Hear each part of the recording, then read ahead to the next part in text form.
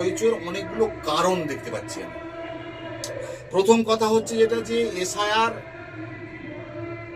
নাম বাদ দেওয়ার পার্টে আপনার কোশ্চেনের আনসারটা আমি দিচ্ছি, একটু বলতে হবে আমাকে। এসআইআর নিয়ে মমতা বন্দ্যোপাধ্যায় তথা তৃণমূল সুপ্রিমো তিনি বলেছিলেন এই রাজ্যে এসআইআর হতে দেব না। এটা রাজ্যের মানুষ সবাই জানে। ইতিপূর্বেও যতগুলো আইন বা বিল এসছে সবগুলোকেই কিন্তু তৃণমূল সরকার চেয়েছিল যে হতে দেব না, এই রাজ্যে হচ্ছে না, আমি আছি, আমার উপর থেকে করতে হবে, আমি করতে দেব না। তারপরেও এসছে, একেবারে 6 মাস টাইমটা চলে গেল। শেষ মর্মে এসে মমতা বন্দ্যোপাধ্যায় বলে দিল যে আমি এসআইআর মেনে নিলাম, হ্যাঁ এই রাজ্যে লাগু হোক। এই ইঙ্গিত থেকে বোঝা যায় যে এই শুভেন্দু বাবু যে 1.5 কোটি রোহিঙ্গা বা 10 কোটি রোহিঙ্গা, ওদের ভাষায়, বিজেপি ওয়ালাদের ভাষায়, এই বিজেপি ওয়ালাদের ভাষাতে যে রোহিঙ্গা পারপাসটা, এই বিষয়টা কোন অ্যাঙ্গেল থেকেই কি তাহলে মমতা বন্দ্যোপাধ্যায়ের সঙ্গে যোগ সাজু বলে বোঝা যাচ্ছে না?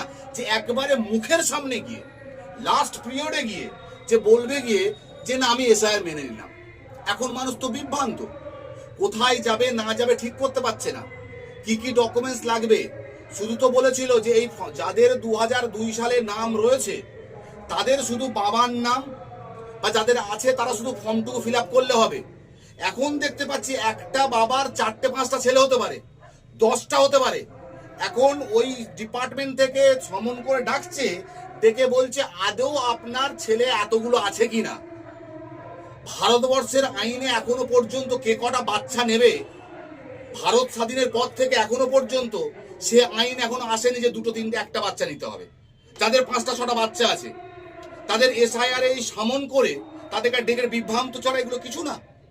আমি এটাকে বলতে পারি এক কথায় যে ইন্টেনশন ভাবে আপনার কোশ্চেন আনসার দেওয়ার জন্য, ইন্টেনশন ভাবে বাদ দেওয়ার জন্যই শুধুমাত্র এই প্রক্রিয়া।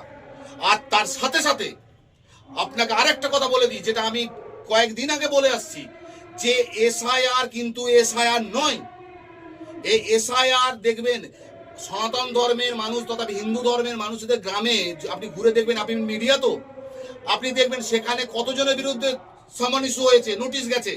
কিন্তু একটা মুসলিম এরিয়ায় যান, সেখানে এদিকে দেখবেন যে 100%-এর মধ্যে 90% লোকের কাছে সমন গেছে। কি তাদের অবস্থা না, আগে শেখ তার বাবার পরে শেখ হয়েছে, কি তার নামের আগে মোল্লা ছিল তার পরে গিয়ে মোল্লা হয়েছে, কি আহমেদ ছিল। এই বিষয়গুলোকে নিয়ে ফালতু হ্যারেস ছাড়া কিছু না। উদ্দেশ্য একটাই, এসআইআর করে মুসলিম কমিউনিটির মানুষদের নাম বাদ দিতে হবে। আর 2026-এ ওই পার্সেন্টের মানুষের ভোট